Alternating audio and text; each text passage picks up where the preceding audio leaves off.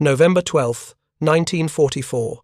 Obergefreiter Klaus Zimmermann crouched behind the shattered remains of a stone farmhouse wall 30 kilometers east of Metz, France. His Karabiner 98K rifle felt suddenly inadequate in his calloused hands.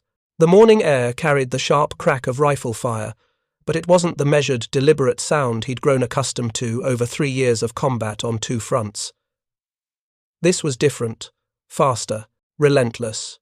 Before we jump back in, tell us where you're tuning in from, and if this story touches you, make sure you're subscribed because tomorrow I've saved something extra special for you. Across the muddy field, barely 200 meters away, American soldiers from Patton's Third Army were advancing in loose formation. Zimmermann rose briefly to aim, squeezed off a single round, then ducked back down to work his bolt. In that same span of time, the distinctive crack of American rifles sent 5, 6, 7 rounds snapping past his position. He'd fought the British at El Alamein. He'd faced Soviet Guards divisions at Kursk. But this sustained volume of rifle fire was something entirely new, something his training had never prepared him for. What Zimmermann didn't yet realize, as he worked his bolt action with increasingly desperate speed, was that he was experiencing firsthand what German military intelligence had been quietly documenting since the summer of 1942. The Americans had brought to the battlefield a rifle that fundamentally violated every assumption upon which German infantry doctrine had been built. And within weeks, that realization would be formalized in German military reports that acknowledged, in stark official language, that semi-automatic fire had changed everything. The story of this transformation begins not with American innovation, but with German certainty. Throughout the 1930s, as the Wehrmacht rebuilt itself from the restrictions of the Treaty of Versailles, German military planners approached the question of infantry weapons with methodical confidence. The Karabiner 98K, adopted in 1935, represented the culmination of decades of German small arms philosophy. It was a shortened, refined version of the legendary Gewehr 98 that had served German forces since 1898. General Ludwig Beck, serving as chief of the German General Staff until 1938, embodied the military establishment's thinking on infantry weapons. According to documents from the German military archives in Freiburg, Beck championed what he called disciplined marksmanship over rapid fire. German doctrine emphasized that each soldier should be a skilled marksman, capable of hitting targets at ranges exceeding 400 meters. The bolt-action mechanism, Beck argued, enforced the discipline necessary for this approach. It prevented soldiers from wasting ammunition and encouraged careful, aimed shots. This philosophy wasn't mere traditionalism. It was rooted in Germany's experience during the First World War and shaped by the nation's strategic limitations. Germany lacked the industrial capacity and raw materials of nations like the United States. Every cartridge, every kilogram of brass and steel, represented precious resources that couldn't be squandered. A rifle that enforced ammunition conservation through its mechanical design made perfect sense within this context. The Karabiner 98K reflected these priorities beautifully. Weighing just under 4 kilograms and measuring 1.11 meters in length, it was shorter and handier than its predecessor, making it ideal for the mobile warfare German planners envisioned. Its 5-round internal magazine, loaded via stripper clips, provided what German tacticians considered an optimal balance between firepower and ammunition discipline. The rifle's 7.92 by 57mm Mauser cartridge delivered excellent ballistic performance, maintaining lethal effectiveness beyond 600 meters. German training emphasized what military manuals called the rhythm of fire.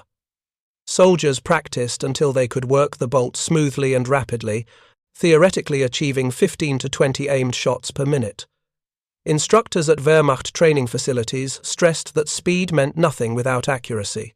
Better to fire 10 well-aimed shots that found their marks than 20 hasty shots that accomplished nothing. Feldwebel Otto Reinhardt, who trained infantry recruits at the Doberitz training facility near Berlin from 1936 to 1939, later described the confidence that pervaded German military thinking during those years. In post-war interviews conducted by American military historians, Reinhardt recalled, We believed our system was superior because it emphasized the skill of the individual soldier. We looked at nations like America and saw industrial wealth, but questioned whether they had the military culture to produce truly disciplined infantry. Our rifles reinforced that discipline every time a soldier had to pause to work the bolt. This confidence extended beyond rifles to Germany's entire approach to infantry combat. Wehrmacht doctrine organized squads around the MG-34 machine gun, later the MG-42. The squad's riflemen existed primarily to protect and support the machine gun, which provided the real firepower. German planners believed this concentration of automatic fire in crew-served weapons, combined with disciplined rifle fire, represented the optimal tactical organization. When German intelligence services began receiving reports about American semi-automatic rifle development in the late 1930s, the response was dismissive. A report from the Heereswaffenamt, the German Army Weapons Agency, evaluated the concept in 1938 and concluded that semi-automatic rifles represented an interesting technical achievement of questionable military value. The report argued that such weapons would encourage ammunition waste and that American soldiers lacked the fire discipline necessary for effective infantry combat. This dismissal wasn't entirely without foundation. Germany's own experiments with semi-automatic rifles had been disappointing. The Gewehr 41, developed in response to military requirements issued in 1940, proved unreliable and complex.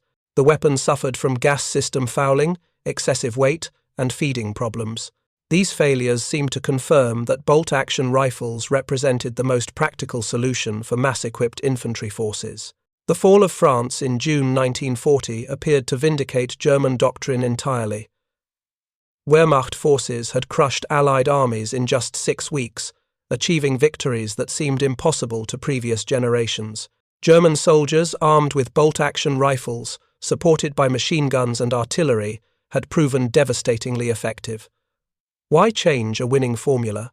Oberst Franz Halder, serving as chief of the German Army General Staff from 1938 to 1942, noted in his diary that German infantry weapons had proven entirely adequate during the French campaign.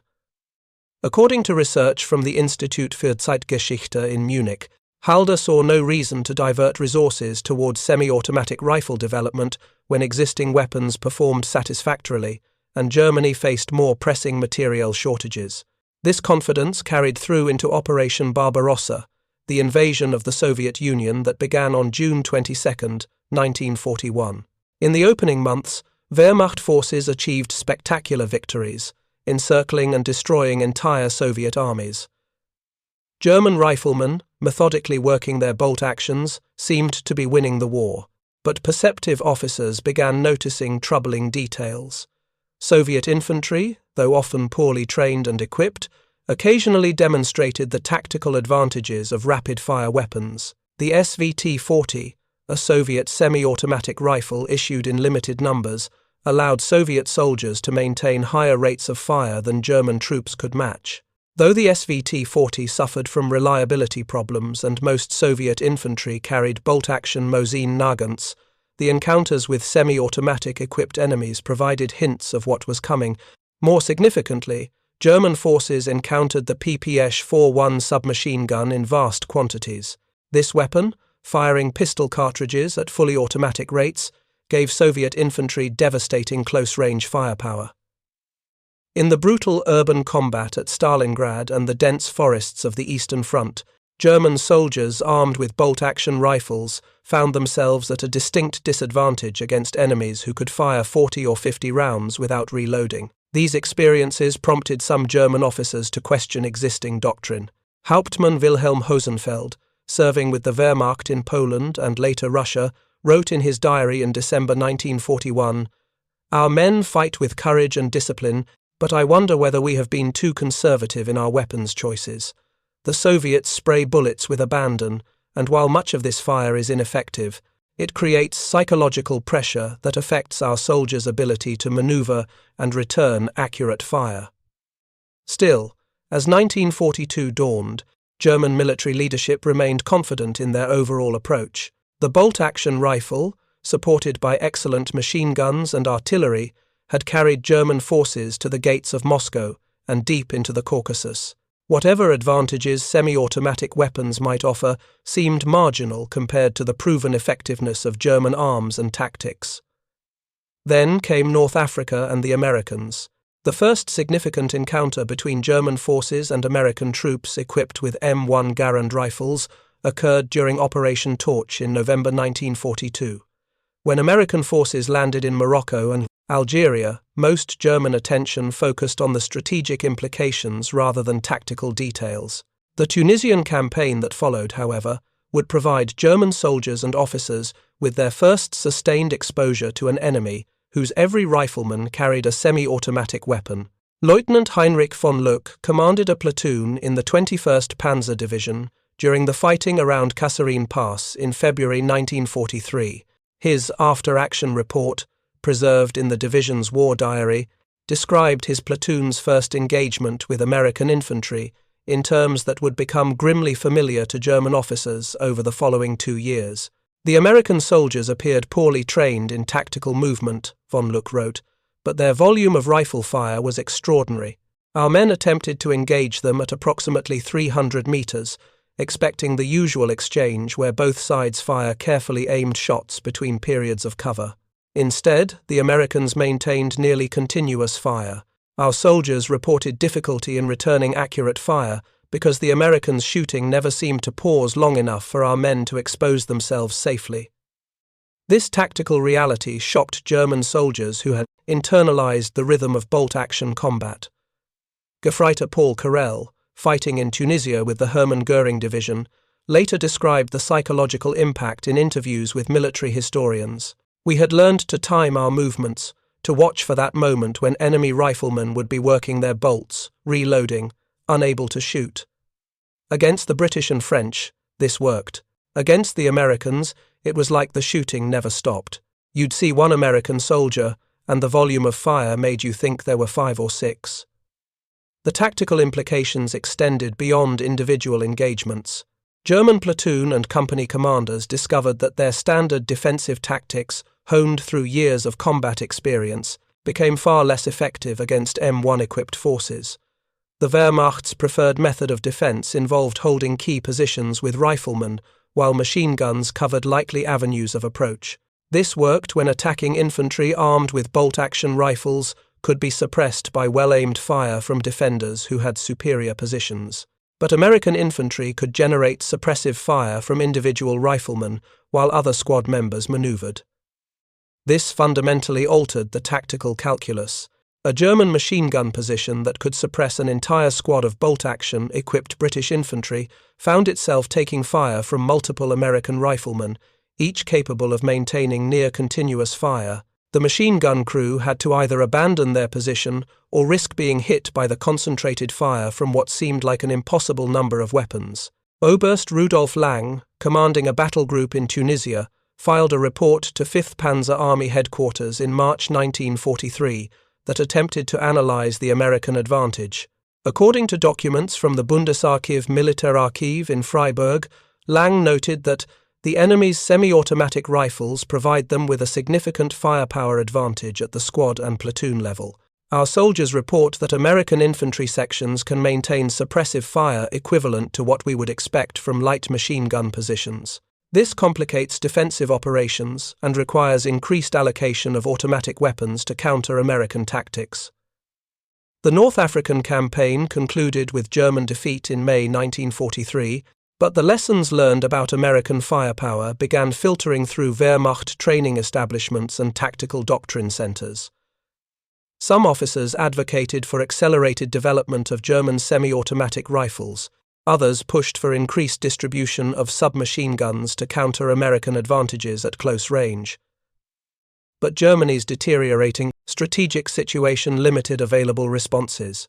The catastrophic defeat at Stalingrad in February 1943, followed by the massive armoured battle at Kursk in July, consumed enormous resources and attention. The Wehrmacht faced a two-front war against enemies with overwhelming material superiority. Semi-automatic rifles, however desirable, represented just one of dozens of urgent equipment needs.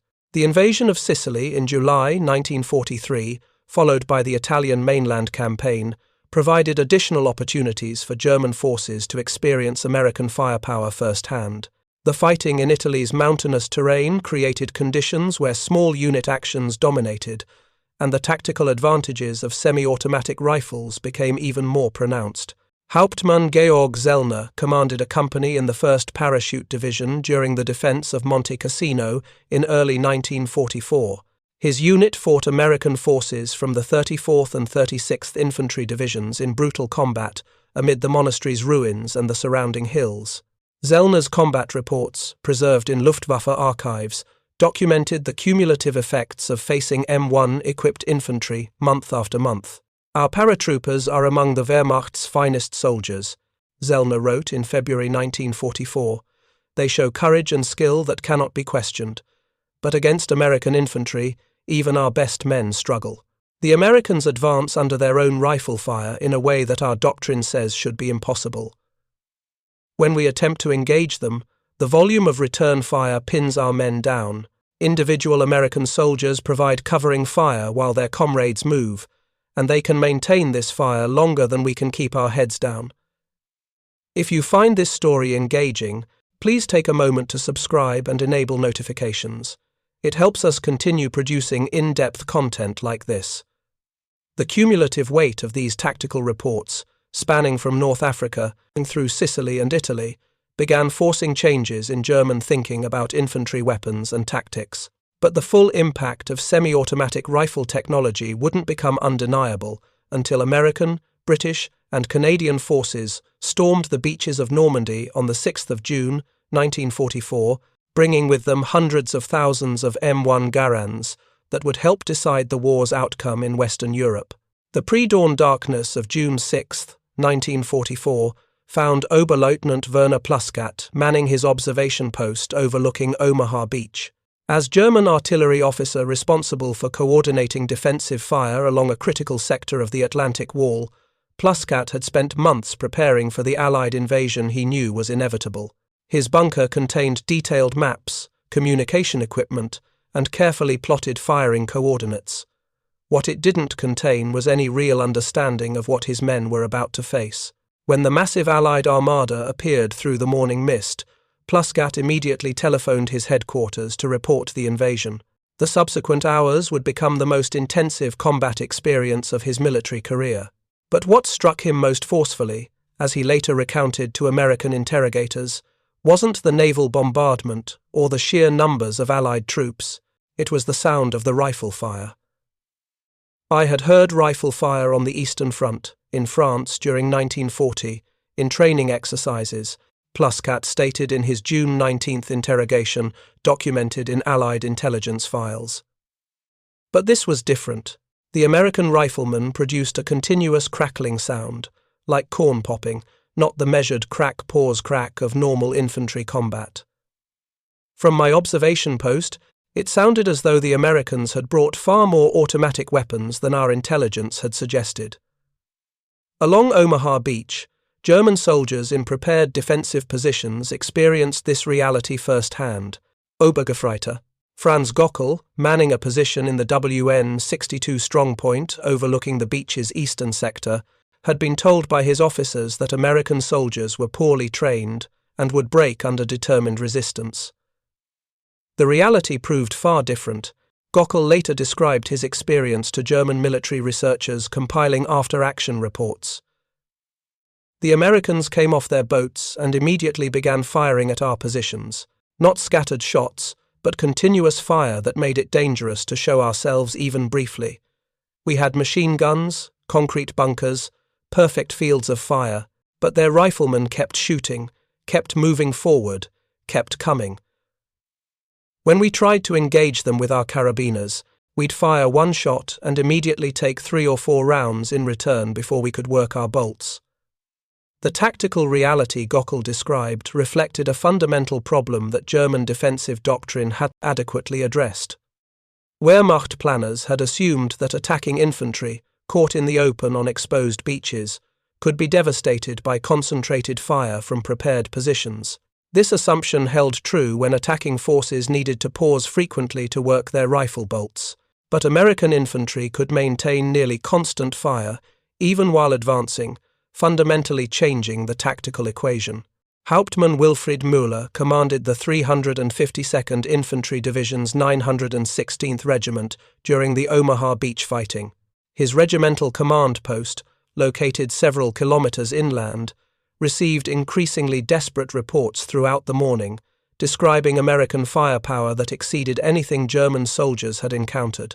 According to divisional records captured by Allied forces, Müller requested additional machine gun ammunition twice during the morning, believing his positions were facing far more automatic weapons than intelligence estimates had suggested. Only later, when examining captured American equipment, did Müller realize that individual American riflemen had been generating the rapid fire his soldiers reported. "I saw their rifle, the M1 Garand," Müller stated in a report filed on June 9th.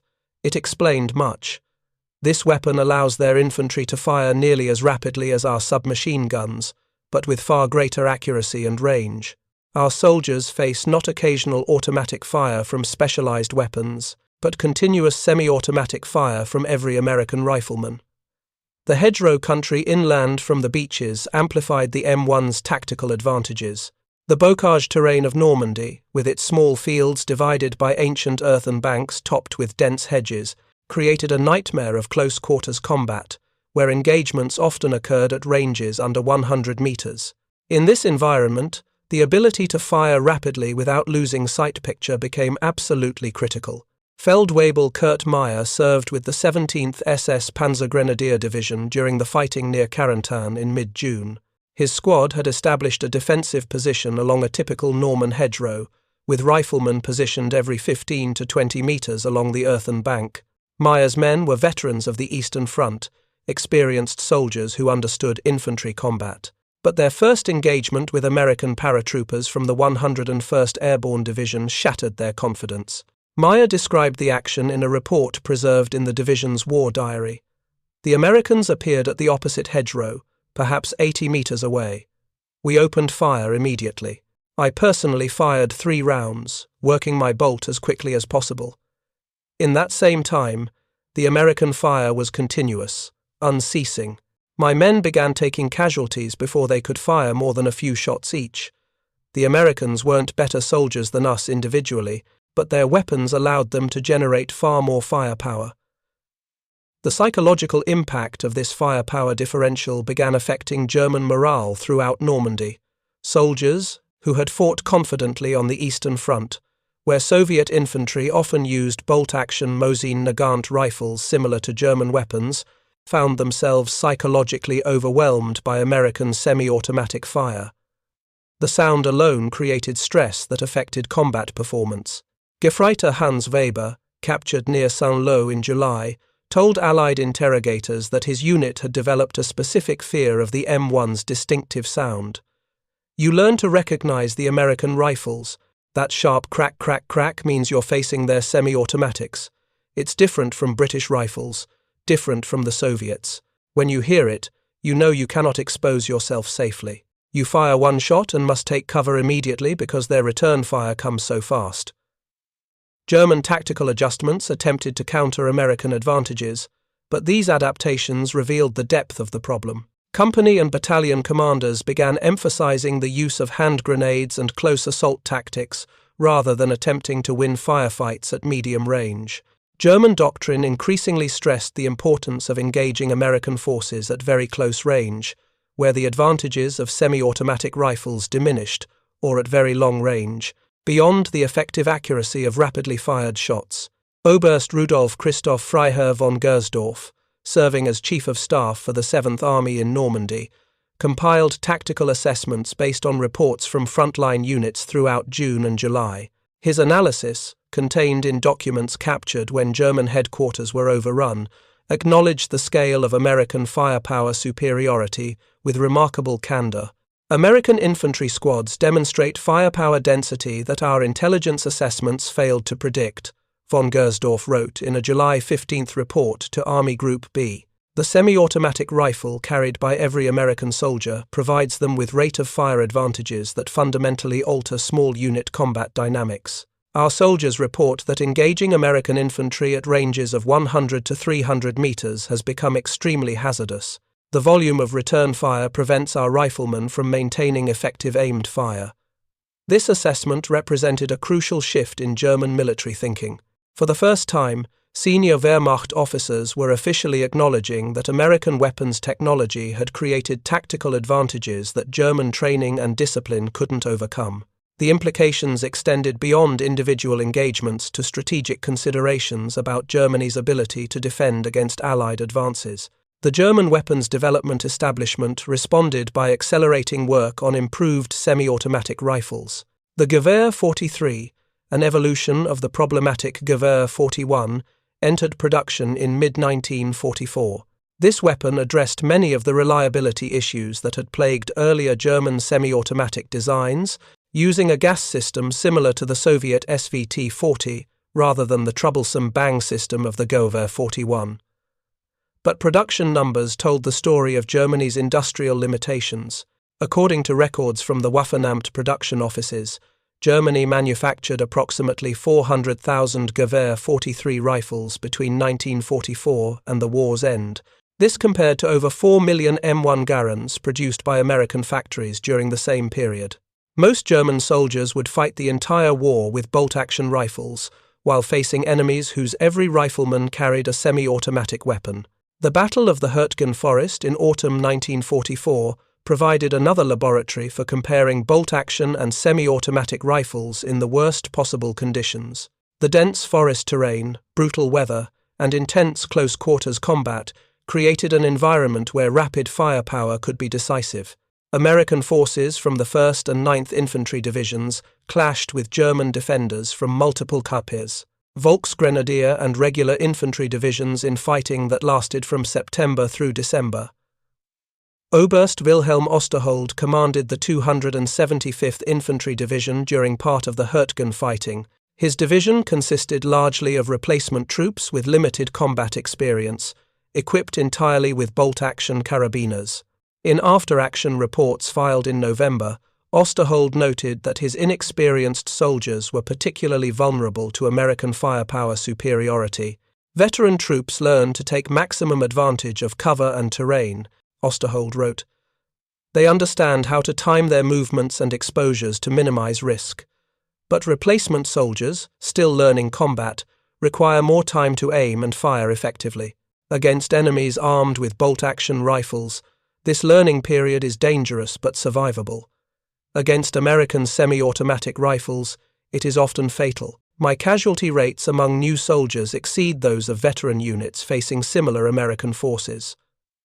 The Ardennes Offensive in December 1944, Germany's last major attack in the West, demonstrated that even when German forces achieved tactical surprise and initial success, American firepower advantages continued to exact a heavy toll. At Bastogne, American paratroopers from the 101st Airborne Division, surrounded and outnumbered, held against repeated German attacks partly because their M1 rifles allowed them to generate defensive firepower that German forces couldn't match. Oberst Heinz Kokott, commanding the 26th Volksgrenadier Division during the siege of Bastogne, filed detailed reports describing his division's attacks on American positions. According to documents from the division's records, captured when German archives were seized, Kokott noted that American defensive fire consistently exceeded expectations based on estimated troop numbers. The encircled Americans maintained defensive fire that suggests significantly larger forces than our intelligence estimates, Kokott wrote on December 23. Attacks on their perimeter positions encounter continuous rifle fire that makes it difficult for our assault troops to close with the enemy. We have increased the allocation of assault guns and heavy weapons to support infantry attacks, but the Americans' individual firepower remains problematic. By early 1945, as Allied forces pushed into Germany itself, the cumulative evidence of American firepower superiority had become impossible for German military leadership to ignore. The Rhine crossings in March, the encirclement of the Ruhr in April, and the final collapse of German resistance all featured engagements where M1-equipped American infantry consistently outfought German forces in small unit actions. The most significant acknowledgement came in a comprehensive report compiled by the Oberkommando der Heer, the German Army High Command, in March 1945. This document, titled Tactical Assessment, American Infantry Weapons and Their Impact on Combat Operations, represented an official admission of what German soldiers had been experiencing since Normandy. The report, discovered in captured German military archives and later analyzed by American military historians, contained remarkably candid assessments. The American M1 rifle provides their infantry with decisive advantages in small unit combat, the document stated. The semi-automatic action allows American soldiers to maintain rates of fire 3 to 4 times higher than troops armed with bolt-action rifles. This firepower advantage affects combat at every level, from individual engagements to company-scale actions. More significantly, the report acknowledged that German attempts to counter American advantages had proven inadequate. Distribution of submachine guns and semi-automatic rifles to German forces has been insufficient to offset American firepower superiority. Training modifications, emphasizing grenade assault, tactics and close combat have reduced but not eliminated the American advantage. The fundamental reality is that American industrial capacity has equipped their infantry with superior weapons, while German production limitations prevent comparable modernization of our forces. This admission, buried in a lengthy tactical assessment produced in the war's final weeks, represented a profound shift from the confidence German military planners had expressed just a few years earlier. The Wehrmacht, which had dismissed semi-automatic rifles as interesting but impractical, now officially acknowledged that these weapons had fundamentally altered infantry combat. Individual German soldiers' accounts reinforced these official assessments. Unteroffizier Ernst Bauer, captured near Remagen in March 1945, provided a perspective that summarized what thousands of German infantrymen had experienced. His interrogation report, preserved in Allied intelligence files, captured the psychological reality of facing technologically superior weapons. "You cannot win firefights against the Americans at medium range," Bauer told his interrogators. "Their rifles fire too fast, too continuously. You rise to shoot, and immediately you're taking return fire before you can work your bolt. After a while, you stop trying to fight them directly. You wait for them to come closer, where you can use grenades, or you try to engage them from very long range where their rapid fire is less accurate. But at the ranges where most infantry combat happens, their weapons give them an advantage that skill and courage cannot overcome." The final collapse of German resistance in May 1945 ended active combat, but the lessons learned about semi-automatic rifles would influence military development worldwide for decades to come. Soviet designers, already working on semi-automatic and automatic rifles, accelerated their programs after observing American firepower effectiveness. The SKS, carbine, and later the AK-47 assault rifle represented Soviet responses to the tactical revolution that the M1 Garand had demonstrated. British military leaders, who had resisted semi-automatic rifle adoption during the war, began reassessing their positions. The British Army would eventually adopt the EM2 rifle, and later the L1A1 variant of the Belgian FN FAL, both semi-automatic weapons influenced by lessons learned from observing American forces in combat. For German weapons designers, the war's end brought both professional vindication and national defeat. Engineers who had advocated for semi-automatic rifle development throughout the 1930s found their positions confirmed by combat experience, but too late to affect the war's outcome. The St. G44 assault rifle, which entered production in significant numbers only in the war's final year, represented German industry's attempt to leapfrog semi-automatic technology by creating a selective fire weapon capable of both semi-automatic and fully automatic fire. But production figures revealed Germany's fundamental problem.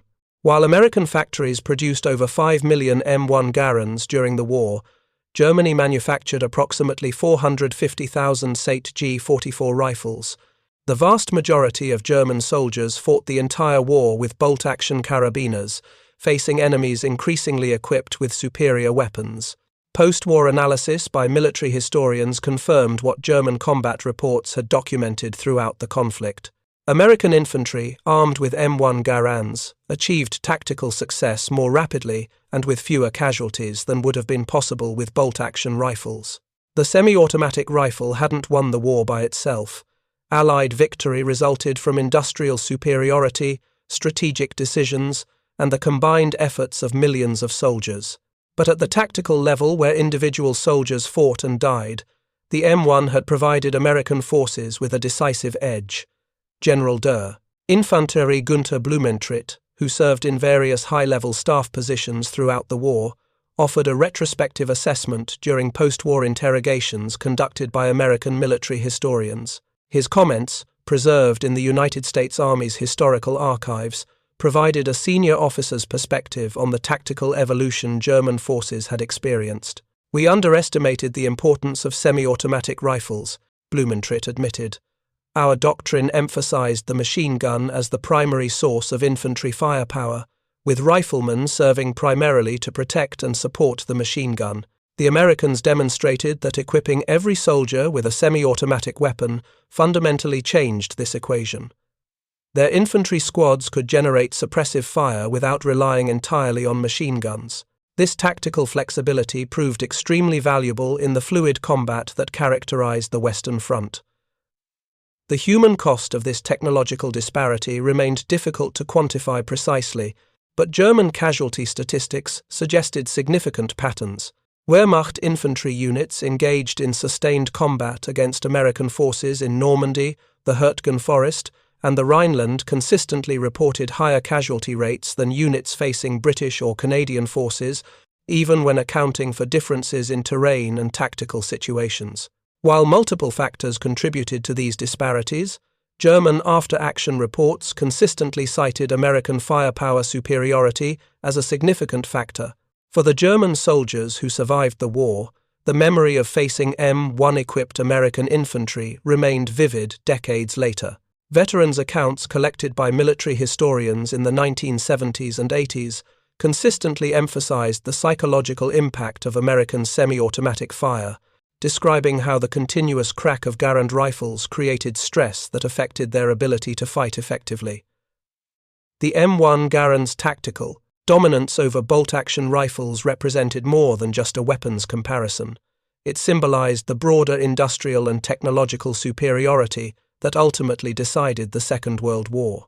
American factories didn't just produce more rifles than German industry, they produced better rifles in quantities that German planners couldn't match. This pattern repeated across virtually every category of military equipment, from aircraft to artillery to vehicles. John Garand's innovation, developed in the peacetime workshops of Springfield Armory, had proven its worth in the most demanding test possible: sustained combat against a skilled, determined enemy. The Canadian-born engineer, who had spent decades perfecting his gas-operated system, could never have imagined how completely his rifle would validate the concept of semi-automatic infantry weapons. German military professionals, confronting the evidence of combat experience, had been forced to acknowledge what their peacetime doctrine had dismissed. Semi-automatic fire had indeed changed everything. It had altered the fundamental calculus of infantry combat, shifted tactical advantages decisively toward the side possessing such weapons, and demonstrated that technological innovation could provide advantages that training and doctrine alone couldn't overcome. The official German military reports compiled in the war's final months, acknowledging American firepower superiority and the inadequacy of German responses, represented a remarkable admission from an army that had begun the war convinced of its tactical and doctrinal superiority. These documents, preserved in military archives, stand as testimony to the revolutionary impact of a weapon that German planners had once dismissed as impractical. As the smoke cleared over Europe in May 1945, the lessons of the M1 Garand's combat performance would reshape infantry weapons development worldwide. The age of bolt-action military rifles was definitively over. The future belonged to semi-automatic and automatic weapons that could deliver rapid, accurate fire in the hands of individual soldiers. German soldiers had learned this lesson through bitter experience, one engagement at a time, from North Africa to Normandy to the heart of Germany itself. The crack, crack, crack of M1 Garand fire that had first surprised German defenders on Omaha Beach had echoed across 2 years of combat, growing ever louder as American production increased and more divisions arrived with these revolutionary weapons. By the war's end, that distinctive sound had become synonymous with American infantry firepower, a technological advantage that German forces acknowledged but could never effectively counter. Up next, you've got 2 more standout stories right on your screen. If this one hits the mark, you won't want to pass these up. Just click and check them out.